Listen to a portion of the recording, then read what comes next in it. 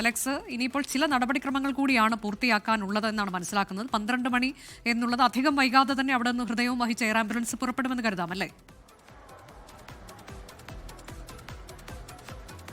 അനുജ, സാധാരണഗതിയിൽ എയർലിഫ്റ്റ് ചെയ്യുന്നത് ഒന്നുകിൽ ഈ വ്യോമസേനയുടെ ടെക്നിക്കൽ ഏരിയ, ശംഖുമുഖത്ത് വ്യോമസേനയുടെ ടെക്നിക്കൽ ഏരിയ അതിനായി ഉപയോഗിക്കും. അതല്ല എങ്കിൽ ഡൊമസ്റ്റിക് ടെർമിനലായിരിക്കും അതിനായി ഉപയോഗിക്കുക.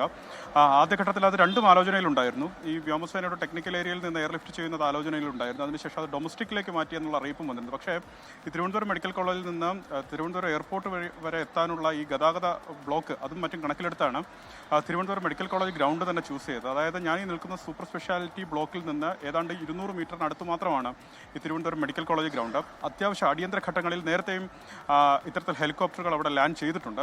അതുകൊണ്ടാണ് ഈ തിരുവനന്തപുരം മെഡിക്കൽ കോളേജ് ഗ്രൗണ്ട് തന്നെ അതിന് തിരഞ്ഞെടുത്തതെന്നുള്ളതാണ് ഏറ്റവും പ്രധാനപ്പെട്ട കാര്യം. അതിനുള്ള സജ്ജീകരണങ്ങളും നടപടിക്രമങ്ങളും പൂർത്തിയായിട്ടുണ്ട്.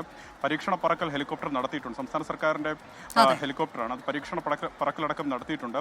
ഹെലികോപ്റ്ററും മറ്റ് സംവിധാനങ്ങളും ഗതാഗതത്തിനുള്ള മാർഗ്ഗങ്ങളെല്ലാം പൂർണ്ണ സജ്ജമാണ്. ഇനി ഈ റിട്രീവിംഗ് നടപടികൾ, അതായത് അവയവം ഈ ശരീരത്തിൽ നിന്ന് വേർതിരിക്കുന്ന നടപടികളാണ് ഇപ്പോൾ ഇതിനുള്ളിൽ നടക്കുകയാണ്. അതിന്റെ അവസാന ഘട്ടത്തിൽ എത്തിയിട്ടുണ്ട് എന്നാണ് നമ്മൾ മനസ്സിലാക്കിയിട്ടുള്ളത്.